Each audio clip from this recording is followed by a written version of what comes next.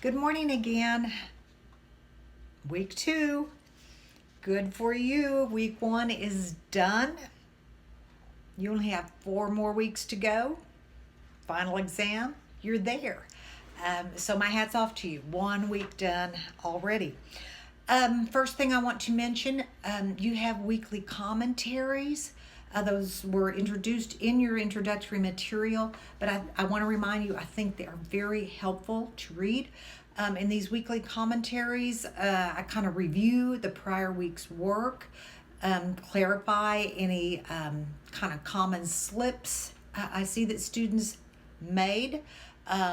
Often I use students' work and put it in that commentary because I think sometimes it's helpful for students to actually read what another student has posted. Kind of, puts things in a little different perspective than just the instructions.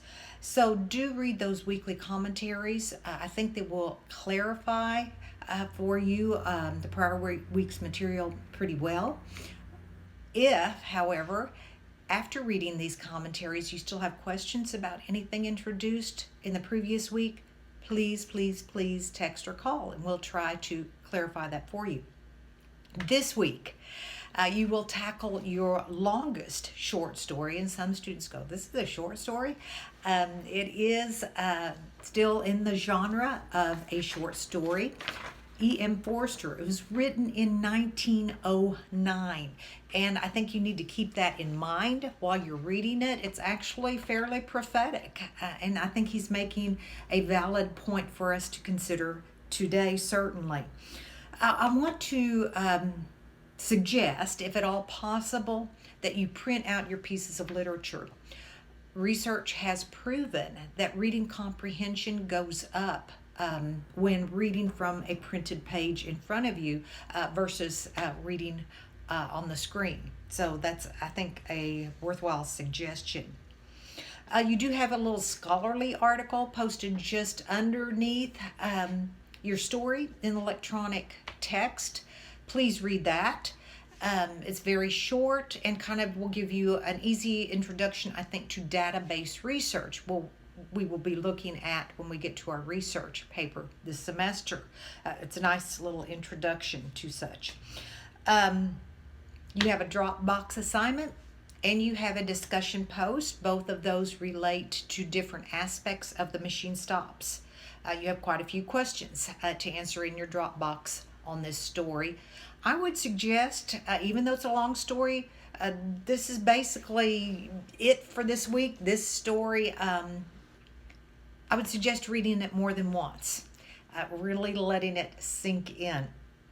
Also, as noted in your introductory materials, sometimes just a real quick, plain old Google, put in the title of a story and add the word analysis, and you get some easy input. This would not be valid to use in a research paper, but it can certainly be helpful just in maybe understanding some point of confusion. Let's see, what else? Yeah, this is a research course, so we're going to do a little introductory assignment to MLA research. The research librarian at AC, Emily Gilbert, has put together 2 fairly short videos to kind of cover some aspects of MLA.